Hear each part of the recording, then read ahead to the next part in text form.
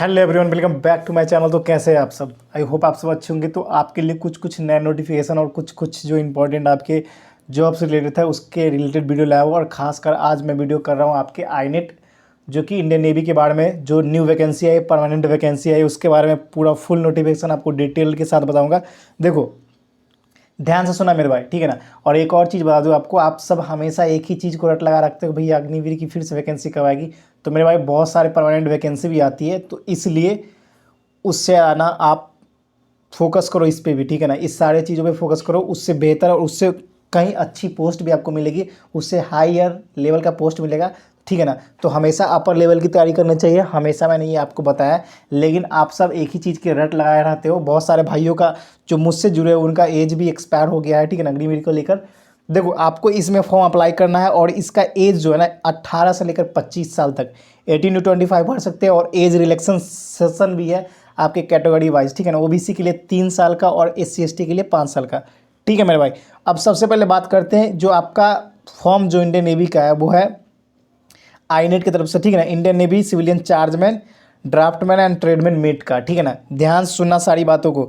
सबसे पहले एप्लीकेशन आपका 18/12 से स्टार्ट हो गया है और लास्ट डेट आपका 31/12 है। मात्र 12 दिन है, ठीक है ना। मात्र 12 दिन है, मतलब कि 18 2 दिन तो ऐसे ही पास हो गए। अब 31 तक आपका लास्ट डेट है।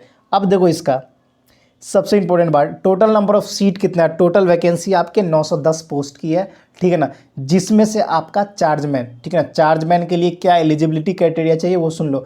चार्जमैन की पोस्ट आपकी 2042 है, ठीक है ना। 42 आपकी चार्जमैन की पोस्ट है, जिसमें आपको होना चाहिए bachelor degree in science with physics, ठीक है ना। फिजिक्स के साथ या केमिस्ट्री या मैथमेटिक्स के साथ, या डिप्लोमा इन केमिकल, इलेक्ट्रिकल या मैकेनिकल या कंप्यूटर इंजीनियरिंग। मतलब कहने का अर्थात ये है कि आपके बैचलर डिग्री फिजिक्स साइंस में होना चाहिए, वही फिजिक्स के साथ होना चाहिए, या केमिस्ट्री या मैथमेटिक्स के साथ होना चाहिए। नहीं तो आप डिप्लोमा अगर इलेक्ट्रिकल, मैकेनिकल और कंप्यूटर इंजीनियरिंग से कर रखे हो तो एलिजिबल हो चार्जमैन के लिए, ठीक है ना मेरे भाई। अब दूसरी बात करते हैं सीनियर ड्राफ्टमैन। दूसरी जो पोस्ट आती है वो सीनियर ड्राफ्टमैन की है, जिसकी पोस्ट 258 है, ठीक है ना। 258 है, जिसमें आपको मांग रखा है क्लास 10th मैट्रिक, ठीक है ना। क्लास 10th पास होना चाहिए, साथ के साथ 2 ईयर डिप्लोमा सर्टिफिकेट, ठीक है ना। 2 ईयर का डिप्लोमा सर्टिफिकेट होना चाहिए, साथ के साथ engineering 3 year diploma in trade. जिस ट्रेड से अप्लाई करोगे उस ट्रेड से रिलेटेड आपको 3 साल का इंजीनियरिंग का डिग्री भी होना चाहिए, डिप्लोमा, ठीक है। अब थर्ड आता है ट्रेडमैन मेल, ठीक है ना। ट्रेडमैन मेल की बात करते हैं तो आपका 610 पोस्ट है, ठीक है ना।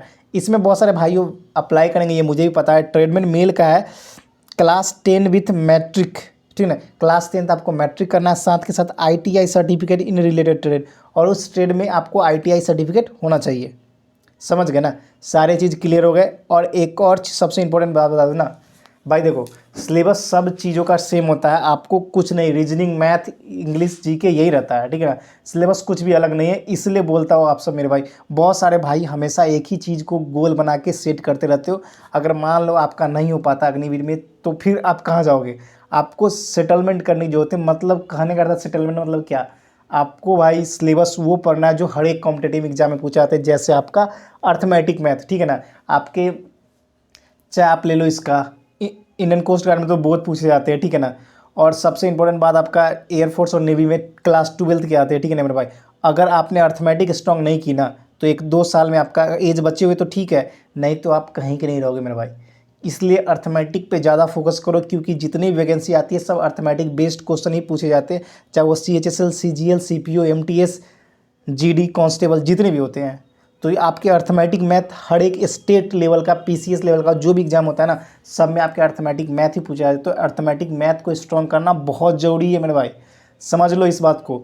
और एक ही चीज़ पे रट मत लगाओ कि मेरा इसमें नहीं हुआ, उसमें नहीं हुआ, होगा। मेहनत कम किए हो इसलिए नहीं हुआ, समझ गए। ये मेरे पे भी अप्लाई होता है, आप पे भी अप्लाई होता है, समझ गए। मेहनत से जीतना आपको, ऐसे तो जीतोगे नहीं, मेहनत करके ही जीतना है। तो ये आपकी नोटिफिकेशन थी, ठीक है ना मेरे भाई। जो भाई इंजीनियरिंग कर रहे हो, जिनके कंप्लीट हो गया है, वो अभी किसी जॉब के लिए प्रिपरेशन कर रहे हैं, तो भाई बहुत सारे अपॉर्चुनिटी है, अपॉर्चुनिटी की कमी नहीं है। अपॉर्चुनिटी की ग्रैब करने की आप में एबिलिटी है कि नहीं, वो सबसे इंपॉर्टेंट डिपेंड करता है आप पे।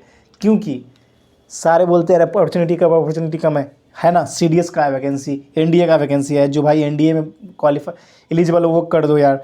आईनेट का आया है, सेंट्रल बैंक का है, यूपी पुलिस सब इंस्पेक्टर का है, कम कहाँ है, वैकेंसी तो आ ही रही है मेरे भाई। अभी रेलवे का भी 2 से 2.5 लाख वैकेंसी आएगी, ठीक है ना, ग्रुप डी का। साथ के साथ आपको आरपीएफ रेलवे पुलिस फोर्स का भी, एसआई और कांस्टेबल का भी वैकेंसी आने वाला है, 25 से 30 हज़ार वैकेंसी ज़बरदस्त है। इसीलिए बोलता हूँ कि किसी एक चीज़ के चक्कर में रह के टाइम मत बर्बाद करो, लग जाओ अर्थमेटिक को ऐसा बना लो ना कि कहीं से क्वेश्चन आया सीधा ठोक बजा दो, समझ गए। तो ऐसे करने से ही आपका होगा सिलेक्शन। बाकी एक जगह सेट रहोगे, वो चीज़ आपको मिल नहीं रही है, फिर भी आप उस पर अडिगो अच्छी बात है, अडिग होना अच्छी बात है, लेकिन समय के साथ अपने आप में चेंजेस लाना भी बहुत इंपॉर्टेंट बात है मेरे भाई, समझ गए। तो याद रखना इस चीज़ को, और अर्थमेटिक पे आपको ध्यान देना ही पड़ेगा, उसके अलावा कोई ऑप्शन नहीं है। बहुत सारे भाई एसएससी जीडी का मैं खासकर जो मॉक टेस्ट देते उनके मार्क्स कम आए तो बोलते भैया मार्क्स कम आ रहा है, 80 आ रहा, 85 आ रहा, 90 आ रहा, कभी कभी 70 पे ही अटक रहा हूँ। तो इसका कोई रीज़न, एक ही रीज़न है मेरे भाई, आपने मेहनत कम कर रखी है, साथ के साथ को बहुत सारी चीज़ों को आइडिया नहीं है, ठीक है ना। आइडिया जनरेट करो, मेहनत करो, तभी आएगा। प्रीवियस से क्वेश्चन सारे लगा डालो भाई, सारे लगा डालो, कॉन्सेप्ट क्लियर करो, रट्टाफिकेशन से कुछ भी नहीं होगा और कोई एग्जाम क्लियर नहीं कर सकते, क्योंकि एग्जाम में सेम टू सेम क्वेश्चन आता नहीं है, आपके कॉन्सेप्ट क्लियर होना बहुत ज़रूरी है, समझ रहे हो ना मेरे भाई। तो ये इस चीज़ को ध्यान रखना, और बहुत सारे अपॉर्चुनिटी मिलेंगे, कम नहीं मिलेंगे भाई, कम है ही नहीं अपॉर्चुनिटी, बहुत अपॉर्चुनिटी है। बस मेहनत करो, बस दबा के मेहनत करोगे, कहीं ना कहीं कुछ ना कुछ सेट हो जाएगा, समझ गए। तो इस वीडियो में यही नोटिफिकेशन आपको देना था। बाकी ऐसा नोटिफिकेशन आपको कैसा लगा वो भी जो कमेंट सेक्शन में बताना। और जो भाई नए जुड़ते जाएंगे चैनल को लाइक सब्सक्राइब शेयर कर देना। और एक चीज़ बता दो आपको, आप हो या हम हो, कोई भी हो, मेहनत करना है भाई, इससे आप भाग नहीं सकते। थोड़ी मेहनत, बहुत सारे क्वेश्चन आपको नहीं आते तो स्किप करते हो, नहीं होगा सिलेक्शन। सीधा सीधा मेहनत करो, जो नहीं आ रहा है समझो, जो क्वेश्चन आपसे नहीं बन रहा है ना, वही क्वेश्चन आपको रैंक दिलवाएगा, वही क्वेश्चन आपका सिलेक्शन दिलवाएगा। क्योंकि बाकी जो इजी क्वेश्चन है वो सबको आ रहा है ना, फंडा ये है ना। तो जो क्वेश्चन आपसे नहीं बन रहा है उस क्वेश्चन पे ज़्यादा फोकस करो। मान लो कोई ऐसा क्वेश्चन है जो आप सबसे बन जा रहा है, तो क्या फ़ायदा, क्या फ़ायदा उस बच्चे में जिस बच्चे का सिलेक्शन होगा, क्योंकि वो उस क्वेश्चन को भी करता है जो क्वेश्चन उसको नहीं आता है, समझ लेना, ठीक है ना। तो बाकी फिर मिलते हैं नेक्स्ट वीडियो में, फिलहाल इतना ही। जो भाई नए जुड़ते जाएंगे बस सपोर्ट करते रहना, ठीक है ना। फिलहाल इतना ही। जय हिंद, जय भारत, वंदे मातरम।